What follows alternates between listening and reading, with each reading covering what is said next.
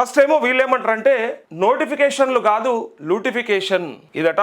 అసలు మీరు ఇచ్చిన నోటిఫికేషన్లు కాదు అన్ని కూడా లూటిఫికేషన్లు అని చెప్తూ 70,000 ఉద్యోగాలు ఇచ్చినట్టు ప్రూవ్ చేస్తే రాజకీయ సన్యాసమే. డైరెక్ట్గా వాళ్ళు ఏమంటారంటే మీరు కనుక 70,000 ఉద్యోగాలు ఇచ్చినట్టయితే అది కనుక ప్రూవ్ చేస్తే మేము రాజకీయ సన్యాసం తీసుకుంటామని కేటీఆర్ ఛాలెంజ్ వేసిరండు. అయితే ఇక్కడ ముచ్చట ఏంది చెప్పాలన్నా, గత ప్రభుత్వం చివర్లో వేసినటువంటి నోటిఫికేషన్స్ ఏవైతే ఉంటాయో వాటికి డెఫినెట్గా వీళ్ళు పరీక్ష పెట్టా, లేకపోతే పరీక్షలు అయిన తర్వాత రిజల్ట్స్ ఇచ్చా, లేదా నియామక పత్రాలు ఇచ్చా వీళ్ళ అకౌంట్లో వేసేసుకుంటారు, వీళ్ళ ఖాతాలో వేసుకుంటారు. అందుకే దీన్ని ప్రజలకు అర్థం కావాల్సింది ఏంటంటే వీళ్ళు ఏమనుకుంటారంటే మేము ఇచ్చిన నోటిఫికేషన్లు కదా, మేము రిలీజ్ చేసినాయే కదా, వాటి ద్వారా మీరు నియామక పత్రాలు ఇచ్చి మేము ఇచ్చినామని గొప్ప చెప్పుకుంటున్నారని వీళ్ళు అంటుంటారు. ఎవరిస్తే ఏమున్నది, నోటిఫికేషన్లు అయితే ఆల్రెడీ రిలీజ్ అయినాయి కదా, మేము ఎగ్జామ్స్ పెట్టి లేదా మేము రిజల్ట్స్ ఇచ్చి లేదా మేము నియామక పత్రాలు ఇచ్చినాం కాబట్టి అవి మాకు రేట్ అంటారు.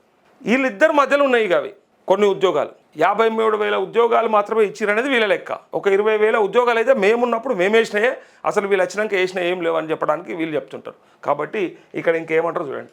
జాబ్స్ వస్తలేవు కానీ సీఎం బినామీల బీరువాలు నిండుతున్నాయి. రేవంత్ ఇది వరకు ఒక లెక్క, ఇప్పటి నుంచి ఇంకో లెక్క అంటూ ఛాలెంజ్ చేస్తూ ఉన్నాడు కేటీఆర్. యువజన సంగ్రామం సదస్సులో బీఆర్ఎస్ వర్కింగ్ ప్రెసిడెంట్ కేటీఆర్ అంటూ ఇక్కడ యువజన సంగ్రామ సదస్సు. ఓకే, అయితే బీఆర్ఎస్ పెయిడ్ బ్యాచ్ అన్నారు ఒకరిద్దరిని. ఎవరైతే కేటీఆర్ పక్కన కూర్చున్న వాళ్ళు, కేటీఆర్ ముందు నిలబడి మాట్లాడిన వాళ్ళు ఎవరైతే ఉన్నారో సరే వాళ్ళని అన్నప్పటికీ కూడా ఒకసారి ఇదే విషయం పైన మనం నిన్న మాట్లాడినటువంటి ఆస్మా అయితే మనందరికీ తెలుసు కదా, తనని అడిగే ప్రయత్నం చేద్దాం. అంటే ఇంత మంచి స్పందన వచ్చింది నిరుద్యోగుల నుంచి. నిరుద్యోగులంతా కూడా హలో అమ్మా, గుడ్ మార్నింగ్ అమ్మా. ఆస్మా, నిన్న నీ స్పీచ్ అట్లే ఫస్ట్ నీకు చెప్పాలంటే లైవ్లో ఉన్నారు. అయితే నిన్నటి స్పీచ్ ఏదైతే ఉందో అది చూసిన తర్వాత నీ పైన ఎట్లా ట్రోలింగ్ చేస్తున్నారంటే పాజిటివ్ ఎంత ఉందో నెగిటివ్ ఎంత ఉంది, అసలు నిన్న జరిగిన మీటింగ్ ఎట్లా జరిగిందో ఆ విషయం ఒకసారి చెప్పండి. నిన్న జరిగిన మీటింగ్ ఉద్దేశం ఏంటంటే మెయిన్ అక్కడ నేను ఇప్పటిదాకా ఒక్క బీఆర్ఎస్ సభకు కూడా నేను వెళ్ళలేదు. నిన్న వెళ్ళడానికి ఒక్కటే రీజన్, అక్కడ సరూర్ నగర్ లో యూత్ డిక్లరేషన్ ప్రకటించబడ్డది. కాంగ్రెస్ పార్టీ ప్రచారంలో భాగంగా మా కోసం ఏదైతే యూత్ డిక్లరేషన్ వాళ్ళు ప్రిపేర్ చేసిరో ఆ యూత్ డిక్లరేషన్ ని సరూర్ నగర్ స్టేడియం లోనే ప్రకటించారు. ప్రియాంక గాంధీ నోటి వెంట రాహుల్ గాంధీ అధ్యక్షతన రేవంత్ రెడ్డి గారు, తెలంగాణలో ఉండే కాంగ్రెస్ పార్టీ లీడర్స్ అధ్యక్షతన ప్రకటించబడ్డది. సో అక్కడ అంత భారీ స్థాయిలో మేం సభ పెట్టగలమా అంటే అది మాకు ఖర్చుతో కూడుకున్న పని. రేపటి సభ ఒకవేళ బీజేపీ అధ్యక్షతన జరిగినా నేనైతే వెళ్ళేదాన్ని. పార్టీలకు సంబంధం లేదు, మేము ఇన్ని రోజులు నేను ఒక్కటే క్వశ్చన్ అడుగుతా అందరినీ. ఇన్ని రోజులేమో ప్రతిపక్షాలు స్పందిస్తలేవు అని మేమే మాట్లాడినాం. ఇప్పుడు ప్రతిపక్షాలు ముందుకొచ్చి మాకు మద్దతు ఇస్తుంటే ఇప్పుడు మళ్ళీ మా మీద బురద జల్లడం ఏంది, రంగు జల్లడం ఏంది? నిన్న వచ్చిన ప్రతి విద్యార్థి మన కండవ కప్పుకోవడానికి వచ్చిరా? లేదు కదా, నిరుద్యోగులుగానే వచ్చిర్రు. అక్కడ మేము అడిగింది కూడా బీఆర్ఎస్ పార్టీకి ఏం ఫేవర్ మాట్లాడలేము మేము. కానీ స్పందన ఎందుకు అంత మంచిగా వచ్చింది అంటే అంత అనూహ్యంగా ఎందుకు వచ్చింది అంటే నిరుద్యోగులు పడుతున్న బాధలకి బయటకు వచ్చిర్రా, లేకపోతే బీఆర్ఎస్ మీద కొంత హోప్ తో వచ్చిర్రా? అంటే ఫస్ట్ అయితే నిరుద్యోగులు పడుతున్న బాధలకే బయటకు వచ్చినాం. ఒక నెల నుంచి దిల్సుఖ్ నగర్ లో, అశోక్ నగర్ లో, మనకి చిక్కడపల్లి లైబ్రరీలో, ఉస్మానియా యూనివర్సిటీలో ఉద్యమాలు జరుగుతుంటే ప్రభుత్వం వ్యవహరిస్తున్న తీరేంది? 7,000 పోస్టులు పెంచుతారు. ఏమన్నా అంటే ఇంటిల్ దాగి సావండి అంటారు. ఇక మమ్మల్ని సావండి అన్న తర్వాత నువ్వు ఉంటే ఎంత పోతే ఎంత ఒకటే అనుకున్నా నేను. ఉంటే ఎంత పోతే ఎంత ఒకటి, రేవంత్ రెడ్డి గారైనా కాంగ్రెస్ పార్టీని వదిలేయాలి, లేదంటే కాంగ్రెస్ పార్టీ అయినా రేవంత్ రెడ్డి గారిని బహిష్కరించాలి. రెండిట్లో ఏదో ఒకటి జరగాలి. లేకపోతే మాత్రం మాకున్న కనీసం కాంగ్రెస్ పార్టీ మీద మాకున్న ప్రేమాభిమానాలు కూడా చచ్చిపోతున్నాయి. ఈ రోజు కాంగ్రెస్ పార్టీ నుంచి మేము తిట్లు తింటున్నాము కార్యకర్తల నుంచి అంటే మేము కష్టపడి మేము గెలిపించుకున్న పార్టీ. ఈ రోజు కేవలం రేవంత్ రెడ్డి అనే ఒక పర్సన్ వల్లనే మేము ఈ రోజు తిట్లు తింటున్నాము. ఆ పార్టీని కూడా తిట్టాల్సిన దుస్థితి వచ్చింది. ఆ రోజు హామీలు ఇచ్చిపోయారు, యూత్ డిక్లరేషన్ ప్రకటించిపోయారు, మరి అమలు ఎవరు చేయాలి? ఆ డిక్లరేషన్ లో ఉన్న మొత్తం ఎక్స్ప్లెనేషన్స్ అవన్నీ పాయింట్ టు పాయింట్ మాకు ఎక్స్ప్లెయిన్ చేసి ఈ రోజు మీరు అసలు సంబంధమే లేకుండా యూత్ డిక్లరేషన్ అంటే ఏంది, మేనిఫెస్టో అంటే ఏందన్న తీరుగా వ్యవహరిస్తున్నారు. 2 లక్షల ఉద్యోగాలు, 2 లక్షల ఉద్యోగాలు, నిరుద్యోగ భృతి రెండే చాలా పెద్దవి. అందులో అసలు అవి వచ్చినాయి అనేది అందరు అడుగుతా ఉన్నారు ప్రశ్న. రియంబర్స్మెంట్ కూడా ఇప్పుడు కాంగ్రెస్ పార్టీ హయాంలో రాజశేఖర్ రెడ్డి ఉన్నప్పుడు సీఎం గా ఉన్నప్పుడు రియంబర్స్మెంట్ల మీదనే చదువుకున్నాం, ఈవెన్ నాతో సహా. నాతో సహా ఇలా ఒక 10,000 కోట్ల నిరుపేద పెండింగ్ విద్యార్థులు చాలా మంది చదువుకున్నారు. అలాంటిది ఇప్పుడు ఫీజులు కట్టలేక ఫీజుల మోత తల్లిదండ్రుల మీద పడి పురుగుల మందులు తాగి ఊరేసుకొని చచ్చిపోతున్నారు తల్లిదండ్రులు. 20 మంది నిరుద్యోగులు చచ్చిపోయారు. మరి వాళ్ళ బాధ్యత మా పైన. మాతో తిరిగే వాళ్ళు, మాతో ఉద్యమాల్లో పాల్గొన్న వాళ్ళే చాలా మంది చనిపోయారు మా మిత్రులు. ఇక్కడ అమ్మ 3 క్వశ్చన్స్ ఉన్నాయి. ఒకటి వచ్చి 70,000 ఉద్యోగాలు భర్తీ చేసామని ముఖ్యమంత్రి రేవంత్ రెడ్డి నిన్న మాట్లాడిండు. సో 70,000 ఉద్యోగాలు వచ్చినాయా రాలేదా? మీ నుంచి రావాలా స్పందన? రాలే. కాంగ్రెస్ పార్టీ నుంచి రాలేదు. కాంగ్రెస్ పార్టీ నుంచి ప్రభుత్వం నుంచే కదా రావాల్సి. అపాయింట్మెంట్స్ వచ్చినాయి. ఎగ్జామ్స్ వాళ్ళు నిర్వహించలే. మరి మీరు పెడతాన్న గత ప్రభుత్వం ఇచ్చిన నోటిఫికేషన్స్ మీరు అపాయింట్మెంట్స్ ఇచ్చిర్రు. ఇక్కడ ఇద్దరి పాత్ర ఉంది. ఈ ప్రభుత్వం ఇచ్చినట్టు కాదా? అది నా క్వశ్చన్. ఈ ప్రభుత్వం ఇచ్చినట్టే అయితే మిగతా 1,30,000 ఉద్యోగాలు ఎక్కడ? అది మీరు అడగాల్సింది అది. ఎందుకంటే మరి ప్రభుత్వం అనేది కంటిన్యూస్ ప్రాసెస్. అది ఆ మాట అడిగితే నేను ఈ మాటనే దానికి కంటిన్యూస్ గానే అడుగుతున్నా. 70,000 ఉద్యోగాలు మీరు ఇచ్చిర్రు సరే, మరి 1,30,000 ఉద్యోగాలు ఎప్పుడు ఇస్తారు? ఏడాది లోపే ఇవ్వాలి కదా. సరే, వాళ్ళు ఇచ్చిందో మీరు ఇచ్చిందో 70,000 ఉద్యోగాలు భర్తీ చేసి ఎవరిస్తే ఇద్దరు పొత్తులో వచ్చినాయి అనుకుందాం. ఇంకో క్వశ్చన్ పెట్టండి. మరి అసెంబ్లీలో 10,000 ఉద్యోగాలే మేము ఇచ్చినాం నోటిఫికేషన్ అని చెప్పారు. సరే, ఏదేమైనా 70,000 ఇచ్చినామని చెప్తున్నారు. మరి 1,30,000 ఉద్యోగాలు ఎక్కడ? ఇంకో క్వశ్చన్. నోటిఫికేషన్లు ఇచ్చి జిరాక్స్ సెంటర్లలో ప్రశ్నపత్రాలు అమ్ముకోలేదా బీఆర్ఎస్? మరి ఇలా నాంగనాచి కబుర్లు ఎందుకు చెప్తున్నారు? ఒకటి ఇక్కడ రేవంత్ రెడ్డి అయినా, కేటీఆర్ అయినా, కేసీఆర్ అయినా స్వయంగా పేపర్ తీసుకుపోయి మీరు జిరాక్స్ చేసుకోండి అని చెప్పేసి ఎవరు ఇవ్వరు. రేవంత్ రెడ్డి అయినా ఇవ్వరు. నేను ఇక్కడ రేవంత్ రెడ్డి గారిని కూడా సమర్థిస్తున్నా. ఆయన కూడా ఇవ్వరు ప్రత్యక్షంగా. ఎంతసేపటికి ఆ బోర్డు లో ఉంటారు చూడండి మెంబర్స్. ఇప్పుడు కూడా చెప్పలేము. నీట్ కూడా అంతేనా? నీట్ ప్రశ్నపత్రం. సో బీజేపీ మీద కూడా ప్రశ్నపత్రం కూడా అంతే. కొంతమంది ఇన్వాల్వ్ అయ్యి ఇట్లా చేస్తున్నారు తప్ప పై అధికారులను మనం ఎట్లా అంటాం చెప్పండి? దానికి మంత్రిని రాజీనామా చేయమని పెద్ద గొడవ జరుగుతుంది దేశంలో. మంత్రి ఇప్పుడు విద్యాశాఖ మంత్రే కదా రాజీనామా చేయాల్సింది. ఇప్పుడు ఇక్కడ కూడా విద్యాశాఖ మంత్రి రేవంత్ రెడ్డి ఉన్నారు కాబట్టి ఆ బాధ్యత ఆయన మీదే ఉంటది. అప్పటి సబితమ్మ చేసిందా? మీ పక్కన నిలబడి ఉండొచ్చు. మీ పక్కన నిలబడి మాట్లాడింది నిన్న సబితమ్మ చేసిందా? పక్కన నిలబడ్డదని నేను సమర్థించట్లేదు కదా. నేను అదే అంటున్నా, విద్యాశాఖ మంత్రికి పూర్తి బాధ్యతలు ఉంటాయి. విద్యాశాఖ మంత్రికి తెలియకుండా ఏది జరగదు. ఇంకో చివరి క్వశ్చన్. 10 ఏళ్లలో నిరుద్యోగులకు జాబ్స్ ఎందుకు ఇవ్వలేదు మరి బీఆర్ఎస్? ఎందుకు ఇవ్వాల నీతులు చెప్తా ఉంది? ఇంటికి ఒక ఉద్యోగం అని చెప్పారు కదా అప్పుడు ఉద్యమంలో. ఇంటికి ఒక ఉద్యోగం అని చెప్పారు కదా, అందుకే కదా వాళ్ళని ఓడగొట్టినాం. ఇప్పుడు మళ్ళీ మీరు మీ భుజాల మీద ఎందుకు మోసుకొస్తున్నారు అంటే? మా భుజాల మీద ఏం మోయట్లే. ఒక సభ మీరు ప్రతిపక్ష హోదాలో ఉండి మీరు ప్రశ్నించకపోతే నెక్స్ట్ వాళ్ళు కూడా ఓట్లు అడుగుతారు.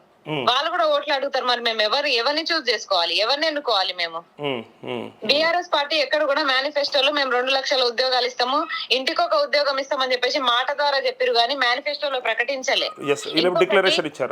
డిక్లరేషన్ లో ఇవ్వలే, ప్రకటించలే. స్వయంగా ప్రధానమంత్రి అయ్యే స్థాయిలో ఉన్న రాహుల్ గాంధీ వచ్చి మాకు హామీ ఇచ్చినప్పుడు మేము నమ్మమా?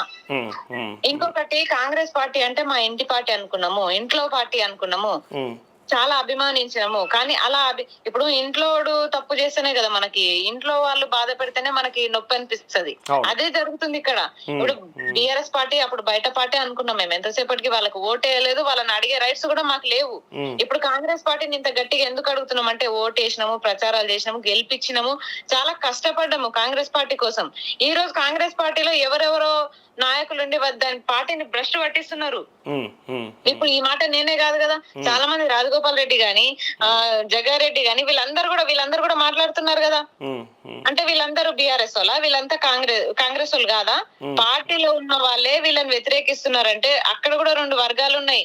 వీళ్ళంతా కాంగ్రెస్ పార్టీలో బయట నుంచి వచ్చిన బ్యాచ్ కాబట్టి వీళ్ళంతా పార్టీ మీద అంత ప్రేమాభిమానం లేవు. మేము మొండి పట్టుగా వీళ్ళు అనుకున్నదే చేసేస్తారు. పార్టీ మునిగినా సరే గానీ వీళ్ళు అనుకున్నదే చేస్తారు. ఇప్పుడు అదే జరుగుతుంది కదా. అరే 2 లక్షల ఉద్యోగాలు ఇస్తే నిరుద్యోగులు నీ చుట్టూ పాలాభిషేకాలు చేసుకుంటే తిరుగుతారు. ఇప్పుడు నమ్మకం ఉందా, హోప్ ఉందా బీఆర్ఎస్ వస్తే మళ్ళీ అంటే మీరు కోరుకున్న ఉద్యోగాలు ఇవ్వగలుగుతారా? బీఆర్ఎస్ కూడా మాకు తగిన హామీ ఇచ్చిందని నేను చెప్పట్లేదు కదా. ఎంతసేపటికి నిన్న జరిగిన సభ ఉద్దేశం సరూర్ నగర్ లో జరగడమే ఒక్కటే. ఎందుకంటే అక్కడ డిక్లరేషన్ ప్రకటించబడ్డది కాబట్టి ఆ ప్లేస్ లో బీజేపీ పార్టీ గాని ఏ పార్టీ గాని స్టాండ్ తీసుకొని నిన్న సభ పెట్టినా మేము వెళ్దాము. భవిష్యత్తులో బీజేపీ పెడితే కూడా వెళ్తారు మీరంతా? భవిష్యత్తులో బీజేపీ పెట్టినా వెళ్తాం, ఖచ్చితంగా పెట్టాలి కూడా. బీజేపీని కూడా మేము అదే డిమాండ్ చేస్తున్నాము. చాలా మందితో నేను మాట్లాడినా కూడా బీజేపీ వాళ్ళు కూడా స్టాండ్ తీసుకోవాలి. మీరందరూ వచ్చి సభలు పెట్టాలి, మాట్లాడాలి. మా దగ్గర మా అందరి కష్ట నష్టాలు మీరు వినాలి. మీరు కూడా 2 కోట్ల ఉద్యోగాలు ఇస్తామన్నారు, మీరు ఇవ్వలేదు. మీరు కూడా సమాధానం చెప్పాలి. Okay okay. ఇప్పుడు వీళ్ళని కూడా క్షమాపణ చెప్పమని చెప్తున్నాం మేము టీఆర్ఎస్ వాళ్ళని. ఓకే. ఎందుకంటే నిరుద్యోగుల్ని మోసం చేయడం వల్లనే, నిరుద్యోగులకి మేము న్యాయం చేయలేకపోవడం వల్లనే అధికారంలో కోల్పోయినామని స్వయంగా కేటీఆర్ గారే చెప్తున్నారు కదా. ఇప్పుడు అట్లా చెప్తున్నప్పుడు ఇంకా ఇప్పుడు పశ్చాత్తాపానికి మించిన మందు లేదు ఉంది. కానీ ఒకసారి మోసపోయినాక మళ్ళా తెలిసి మరి మేము పశ్చాత్తాపడుతున్నాం కాబట్టి మళ్ళీ మమ్మల్ని ఎన్నుకోండి. సరే, ఇప్పుడు బీఆర్ఎస్ వల్ల మోసపోయినాం, కాంగ్రెస్ వల్ల మోసపోతున్నాం. మరి ఆల్టర్నేట్ ఏంటి? నెక్స్ట్ ఏంటి? ఏ పార్టీని చూస్ చేసుకోవాలి? కవితక్క పార్టీనా, మల్లన్న పార్టీనా, లేకపోతే బీజేపీ పార్టీనా? మరి వీళ్ళు ఈ ముగ్గురు, సరే వీళ్ళిద్దరిని పక్కన పెడితే ఈ ముగ్గురు నిరుద్యోగుల పక్షాన ఏ మాత్రం ఫైట్ చేస్తున్నారు? నువ్వే ఒక పార్టీ పెట్టొచ్చు కదా. నేను పార్టీ పెట్టాలంటే అన్న అన్ని కూడా మనం మాటల్లో చెప్పినంత నిన్న నీ స్పీచ్ విన్నాక టీచర్ అయ్యేదాన్ని లీడర్ని చేసిర్రు అని చెప్పిన తర్వాత ఇక అందరూ కూడా ఎక్స్పెక్ట్ చేస్తారు కదా. అసలు ఇక ఆస్మానే ఒక పార్టీ పెడితే నిరుద్యోగ యువత 30 లక్షల మంది ఉన్నారని మీకు లెక్కలు తెలుసు అందరికి. సో సపోర్ట్ చేస్తారు కదా అందరు. మరి అన్న దీంట్లో కూడా కొన్ని వర్గాలు ఉంటాయి. బీఆర్ఎస్ వర్గం ఉంటది, ఎన్ఎస్వి వర్గం ఉంటది, బీజేవైఎం వర్గాలు ఉంటాయి అన్న. నిరుద్యోగులు అందరు కూడా న్యూట్రల్ గా ఉంటారని అందులో కొంతమందే ఉంటారు. కానీ కొంతమంది ఒక సగానికి పైగా మంది పార్టీలకు అఫిడేట్ అయి ఉంటారు. ఎన్ఎస్ఏలో లేరా నిరుద్యోగులు? వీళ్ళు రంగులు పురుముతారు. కానీ మేము ఎన్ఎస్ఏలో ఉన్న చదువుకున్న స్టూడెంట్స్ ని కూడా మేము నిరుద్యోగులుగానే ఉన్న నిరుద్యోగులు రాలేదు. అదే పార్టీకి కట్టుబడి ఉన్నారు కాబట్టి వాళ్ళు రాలేరు. కానీ ఎగ్జామ్ పెడితే ఒక్క న్యూట్రల్ గా ఉన్న వాళ్ళే రాయరు. ఎన్ఎస్ఏలో ఉన్న వాళ్ళు రాస్తారు, బీఆర్ఎస్ లో ఉన్న వాళ్ళు రాస్తారు, బీజేవైఎం లో ఉన్న వాళ్ళు కూడా రాస్తారు. ఈ విద్యార్థి సంఘాలందరూ రాయరా? అందరు రాస్తారు. కానీ న్యూట్రల్ గా ఉండే వాళ్ళ మీదనే నిందలు పడతాయి. ఈ రోజు కాంగ్రెస్ పార్టీ అఫీషియల్ పేజ్ లో పెట్టిరు నాది పింక్ నిరుద్యోగి. అదే చెప్పబోతున్నా. ఫైనల్ క్వశ్చన్ ఏంటంటే, మిమ్మల్ని ఆస్మాని పెట్టుకొని ఇంకొక అమ్మాయిని, కేటీఆర్ పక్కన కూర్చున్న అమ్మాయి ఎవరో నాకు ఐడియా లేదు, మీ ఇద్దరు మాత్రం విపరీతంగా ట్రోల్ అవుతా ఉన్నారు. వీళ్ళిద్దరికి ఉద్యోగాలు తెచ్చుకోవడం చేతగాక ఇప్పటిదాకా ఇంకా నిరుద్యోగిగానే ఉంటూ తమాషా చేస్తున్నారు ఈ రాష్ట్రంలో అని చెప్పి మీ మీద, సరే అది జరుగుతుంది ఏదైనా కూడా అనేటోళ్ళు మస్తు పెట్టిన 70,000 ఉద్యోగాలు అని అంటారు కదా. ఆ 70,000 ఉద్యోగాల్లో ఆ 70,000 ఉద్యోగాలు వచ్చిన వాళ్ళు ఒక ఎత్తు అయితే, ఆ 1:2 లో సెలెక్ట్ అయిన వాళ్ళు కూడా 70,000 ఉంటారు. అంటే 140,000 మంది వెరిఫికేషన్ లోకి వచ్చి ఉంటారు కదా. అంటే ఆ 140,000 మంది చదువుకున్న వాళ్ళే కదా, టాప్ లో ఉన్న వాళ్ళే కదా. ఆ 140,000 మందిలో నేను కూడా ఉన్నా. నేను కూడా వెరిఫికేషన్ కి వచ్చిన. కొన్ని మీ అసమర్థత పనుల వల్ల నేను ఈ రోజు ఇట్లా మాట్లాడాల్సి వస్తుంది. లేకపోతే నేను ఎప్పుడు ప్రశ్నించాలో నాకు అవసరం కూడా లేదు. ఎంతసేపటికి మాట్లాడుతును పోదును అంతే తప్ప ఎప్పుడు హల్చల్ చేయలేదు. ఇప్పుడు చేస్తున్నా అంటే నేను నష్టపోయినా, నేను తీవ్రంగా నష్టపోయినా ఒక నిరుద్యోగిగా. ఆ బాధ నాకు తెలుసు. నాతో పాటు చాలా మంది నష్టపోయే వాళ్ళంతా బయటకు వస్తారు. నేను కొంచెం ఎక్కువ మాట్లాడతా కాబట్టి మీకు కొంచెం కష్టంగా అనిపిస్తుంది. ఇంకొకటి, అమ్ముడు పోయినావు అనే మాట కూడా చాలా మాట్లాడుతున్నారు. అమ్ముడు పోతే ఫస్ట్ కాంగ్రెస్ పార్టీకే నేను అమ్ముడు పోయినట్టు పోండి. ఫస్ట్ కాంగ్రెస్ పార్టీకి అమ్ముడు పోయినట్టు. మీకు ప్రచారాలు చేసినప్పుడు మాత్రం నేను స్వచ్ఛమైన నిరుద్యోగిని. ఇప్పుడు వేరే ఎవరో సభ పెడితే నేను పోయి ఒక 10 నిమిషాలు నేను మాట్లాడితే తట్టుకోలేకపోతున్నారు. ఇప్పుడు నేను అమ్ముడు పోయినట్టు. ఇది ఎంతవరకు కరెక్ట్? ఒక ఫైనల్ క్వశ్చన్, చాలా సీరియస్ క్వశ్చన్ ఏంటంటే, సరే ఇప్పుడు ఈ పార్టీలు, ఏ ప్రభుత్వం, వచ్చే ప్రభుత్వం, పోయే ప్రభుత్వం అన్ని పక్కకు పెడితే నిజంగా నిరుద్యోగులు 30 లక్షల మంది ఉన్నారా? ఎందుకంటే గతంలో వీళ్ళు అధికారంలోకి రావడానికి కేసీఆర్ వాళ్ళందరినీ కూడా మోసం చేసిండని చెప్పి 30 లక్షల మంది నిరుద్యోగుల్ని అన్యాయం చేసిండు కేసీఆర్. కాబట్టే ఇవాళ వాళ్ళు మా వెంటున్నారు, మేము రాగానే ఉద్యోగాలు ఇస్తామని చెప్పారు. సరే 2 లక్షలే అన్నారు 30 లక్షల మందికి కూడా. కానీ నిజంగా అసలు ఈ రాష్ట్రంలో నిరుద్యోగం తగ్గాలంటే, అన్ఎంప్లాయ్మెంట్ తగ్గాలంటే ఎట్లుండాలి అసలు? అంటే పద్ధతి, అంటే ఉద్యోగాలు ఎన్ని తక్కువ ఉన్నాయి, అంటే ఆల్టర్నేట్ సోర్సెస్ ఉండాలా ఏంటి అసలు చెప్పాలంటే? ఓటీఆర్ లో రిజిస్టర్ అయిన నిరుద్యోగులే 33 లక్షల మంది అన్నాం. ఓకే. ఇప్పుడు మళ్ళీ ఫ్రెష్ గా ఓటీఆర్ డేట్ ఎక్స్టెండ్ చేస్తే మాత్రం ఇంకా పెరిగే అవకాశాలు ఉంటాయి. ఓకే, ఇంకా పెరిగే అవకాశం. ప్రభుత్వం మీద ఆధారపడడం కరెక్టా యువత? ఎంతసేపు అని ఎదురు ప్రభుత్వం మీద చూస్తారు? ఆధారపడడం. ఇప్పుడు 33 లక్షల మందిలో 2 లక్షల మందికే ఉద్యోగాలు వస్తాయి. మిగతా వాళ్ళు అదే ప్రత్యామ్నాయ మార్గాలు మిగతా వాళ్ళు వెతకాలా ప్రత్యామ్నాయ వెతుకోద్దా? మార్గం అంటే, అన్న నేను ఒక టీచర్ అభ్యర్థిని, ఉమ్, అయితే నేను గవర్నమెంట్ జాబ్ కొట్టుకుంటే నాకు 40,000 జీతం వస్తది. ప్రైవేట్ స్కూల్లో చెప్పుకుంటే 20,000 వస్తది. నాకు 40,000 కావాలా 20,000 కావాలా? ఉమ్, ఉమ్, నేను ఎక్కడ ఎక్కువ మొగ్గు చూపుతా? ఉమ్, 40,000 ఉద్యోగానికే కదా. నేను ఒక ఐటీ రంగంలో లేను. ఉమ్, ఐటీ రంగంలో ఉంటే హైటెక్ సిటీకి వెళ్దును, లేకపోతే జూబ్లీహిల్స్ కెళ్ళి ఏదో ప్రైవేట్ జాబ్ చేసుకుందును. బీటెక్ చేసిన వాళ్ళు, లేకపోతే డిగ్రీ చదువుకొని ఆపేసిన వాళ్ళు ఆల్మోస్ట్ ప్రైవేట్ జాబ్ చేసుకుంటూ గవర్నమెంట్ జాబ్స్ కి ప్రిపేర్ అవుతున్నారు, గ్రూప్స్ కి, దానికి. ఉమ్, ఉమ్. వీళ్ళు అనుకుంటుంది ఏంటంటే బయట తిరుగుతున్నారు కాదు. ఇప్పుడు టెట్లు రాసి వేరే ఆల్టర్నేట్ లేక ఆ ప్రైవేట్ స్కూల్లో బానిసత్వపు పనులు మేము చేయలేక, గురుకులాల్లో అయినా ఎక్కడైనా బానిసత్వపు పనులు చేయలేక మేము గవర్నమెంట్ జాబే కొట్టుకోవాలి, లేకపోతే సైలెంట్ గా ఉండాలన్న ఇదితోనే మేము ఉన్నాం. కావచ్చమ్మా, కానీ నిరుద్యోగులంతా కూడా ఇటు పార్టీల ట్రాప్లో పడుతున్నారేమో, అంటే ఇటు బీఆర్ఎస్ అటు బీజేపీ అటు కాంగ్రెస్ అనుకుంటా వాళ్ళు మిమ్మల్ని ఇబ్బంది అంటే ట్రాప్లో పడేసుకుంటున్నారు, మీరు కూడా ట్రాప్లో పడిపోతున్నారు. అంటే ఉద్యోగాలు కొట్టుకోవాల్సిన మీరు, లేదా ఆల్టర్నేట్ అంటే ప్రత్యామ్నాయ మార్గాలు వెతకాల్సిన మీరు, ఉపాధి మార్గాలు వెతుకోవాల్సిన మీరు ప్రభుత్వం మీద ఆధారపడుతున్నామని చెప్తూ ఇన్ని లక్షల మంది అని చెప్పి అన్నెసరీగా అంటే మీ లైఫ్ని చాలా అంటే కోల్పోతున్నారేమో అనేది భావన చాలా మంది మేధావులు. కోల్పోవట్లేదన్నా, చాలా మందిని ఉత్తేజం చేస్తున్నాం అని మేము ఉత్తేజం చేస్తున్నాం. ఎందుకంటే ఈ రాజకీయాలు అంటున్నారు కదా, వాళ్ళు వాడుకుంటున్నారు మిమ్మల్ని. వాళ్ళని మమ్మల్ని వాడుకునే కరివేపాకులాగా ఇప్పుడు అప్పుడు వాడినరు, అధికారంలోకి వచ్చారు, ఇప్పుడు వీళ్ళు వాడుతున్నారు. బాగా వాడిరు నిరుద్యోగుల్ని. ఇప్పుడు వీళ్ళు కూడా వాడతారు కదా. బీఆర్ఎస్ వాడే ప్రసక్తి లేదు. ఎందుకంటే ఇక్కడ స్టూడెంట్స్ రియలైజ్ అవుతున్నారు. ఇప్పుడు ఎలక్షన్స్ లేవు. ఇంకొకటి ఎలక్షన్ టైంలో తెలుస్తది. అంటే నిరుద్యోగుల్ని పార్టీలు వాడుతున్నాయా, పార్టీలు నిరుద్యోగుల్ని వాడుతున్నాయా అనేది అప్పుడు తెలుస్తది. అప్పటిదాకా మా నిరుద్యోగులకు కావాల్సింది పెద్ద పెద్ద సభలు పెట్టిరు అనుకోండి, ఖచ్చితంగా అక్కడ మా వాయిస్ వినిపించాలి. ఎందుకంటే మన దగ్గర అంత బడ్జెట్ ఉండదు. 5 రూపాయల భోజనం తినే నిరుద్యోగికి 2-3 లక్షలు పెట్టి సభలు పెట్టేంత స్తోమత ఉండదు. అవును. అట్లా పెట్టినప్పుడు మా పార్టీ జెండాలు మేము పెట్టుకుంటామంటే మీ ఇష్టం పెట్టుకొని సాగుర్రి, కానీ ఓటు ఎవరికి వేయాలో మాకు ఒక క్లారిటీ ఉంటదిగా. కానీ ప్రభుత్వం ఎంతమందికి ఇవ్వగలుగుతుందమ్మా, అంటే ఉద్యోగాలు ఎంతమందికి ఇవ్వగలుగుతారు? ఎన్ని లక్షల మంది ఇవ్వలేరు వాళ్ళు. 2 లక్షల ఉద్యోగాలు ఇవ్వలేకపోతారు అన్నప్పుడు 30 లక్షల మందిని ఎట్లా అకామిడేట్ చేయగలుగుతారు? అది నా క్వశ్చన్. 30 లక్షల మందిని చెప్తున్నాం కదన్నా. 30 లక్షల మంది కూడా దాంట్లో 15 లక్షల మంది 20 లక్షల మంది ప్రిపరేషన్ లో ఉంటారు. మిగతా 10 లక్షల మంది మీరు అన్నట్టు ప్రైవేట్ జాబ్ సైడ్ ఆల్టర్నేట్ గా ఉంటారు. ఇంకొకటి, ఇప్పుడు కూడా మీరు అంటున్నారు బతకడానికి చాలా మంది పార్ట్ టైం జాబ్స్ చేయట్లేదు అనుకుంటున్నారా? చేస్తూ క్యాటరింగ్ కూడా వెళ్తారు పాపం చాలా మంది. ఇప్పుడు నాతో సహా పార్ట్ టైం జాబ్స్ చేసుకొని మేము ఉద్యమాల్లో ఉంటున్నాము, చదువుకుంటున్నాము, మేము టైం మేనేజ్మెంట్ చేసుకుంటున్నాము. మా నిరుద్యోగులు అంటే వీళ్ళకి చిన్న చూపు అయిపోయింది, కానీ కొన్ని ఆర్థిక స్తోమతల వల్ల మేము పార్టీలు పెట్టలేము, అది మాకు తెలుసు. కానీ రియాలిటీలో ఉంటే బెటర్ ఏమో, పార్టీల ట్రాప్ లో పడితే అన్నెసర్లీ మీ లైఫ్ ని డిస్టర్బ్ చేసుకుంటారేమో అనే భావన. నోటాకి ఓటు వేయలేము కదా మనం. ప్రజాస్వామ్యం ప్రకారం మనము ఎవరినైనా ఎన్నుకొని పరిపాలన సాగించాలనే కోరుకుంటాం తప్ప నోటాకి ఓటేసి మన ఓటుని వేస్ట్ చేసుకోలేము కదా. ఇంకొకటి, మనము బీఆర్ఎస్ అయిపోయింది, కాంగ్రెస్ అయిపోయింది, సరే వాళ్ళని పక్కన పెడితే కవితక్క గాని, తీన్మార్ మల్లన్న గాని, ఇప్పుడు బీజేపీ గాని వీళ్ళు స్టాండ్ తీసుకోవచ్చు కదా. మరి స్టాండ్ తీసుకోవచ్చు కదా. 50% ఉన్న బీసీ జనాభా ఉన్నప్పుడు మల్లన్న గారు ఇంకా కొంచెం ఎక్కువ స్టాండ్ తీసుకోవచ్చు కదా. ఎంతసేపటికి బీసీ ఈడబ్ల్యూఎస్ రద్దు అంటే రద్దు విషయం పక్కన పెడితే నిరుద్యోగుల పక్షాన, ఉద్యోగుల పక్షాన, పిల్లల పక్షాన కొట్లాడితే ఈ రోజు పార్టీ అధికారంలోకి వచ్చే అవకాశం ఉంటది కదా. మీరు పార్టీలు రిజిస్ట్రేషన్ ఎవరి కోసం చేసుకున్నారు అంటే మాదంటూ ఒక పార్టీ ఉందని రిజిస్ట్రేషన్ చేసుకొని పెట్టుకున్నారు, అంతేనా? ప్రజల లోపలికి వెళ్ళారా మరి వీళ్ళు? బీజేపీ నేషనల్ లెవెల్ లో ఉంది, కానీ తెలంగాణలో ఎందుకు లేదు? తెలంగాణలో ఎందుకు పట్టించుకోరు?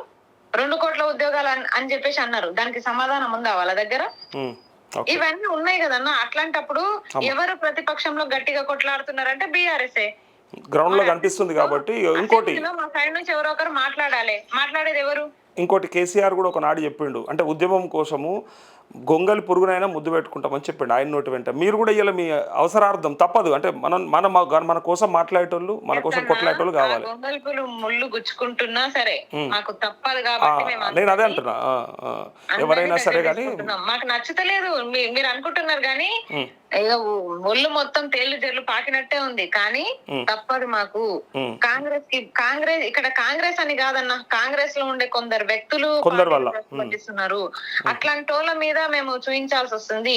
కేవలం రేవంత్ రెడ్డిని ఇంత పర్టికులర్ గా నువ్వు ఎందుకు అంటున్నావు అంటే ఆయన విద్యాశాఖ పెట్టుకున్నాడు కాబట్టి అంటున్నావు. నో డౌట్ మేము కూడా అడుగుతా ఉంటాం. యువ డిక్లరేషన్ ఏదైతే యూత్ డిక్లరేషన్ ముఖ్యమంత్రి గాని రాహుల్ గాంధీ ప్రధాని గాని అవసరం లేదన్న మనకి. విద్యాశాఖ మంత్రి తెలంగాణలో ఎన్ని నిధులు ఉంటే అన్ని నిధులు తీసుకోపో.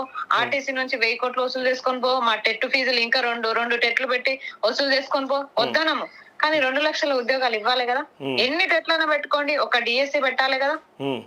ఒక్క డిఎస్సి పెట్టడానికి చేతనైతే లేదా? ఒక్క పోలీస్ రిక్రూట్మెంట్ బోర్డు ఫిల్అప్ చేసుకోలేరా మీరు? ఒక్క నోటిఫికేషన్ ఇవ్వలేరా మీరు? మొన్న పెంచినట్టు కదా పోస్టులు పోలీసు 7,000 అన్న. 7,000 15 లక్షల మంది ఉన్నారు. 19,000 పోస్టులు అన్నారు. ఇంతకు ముందు ఎప్పుడైనా ఇంత తక్కువ నోటిఫికేషన్ వచ్చిందా?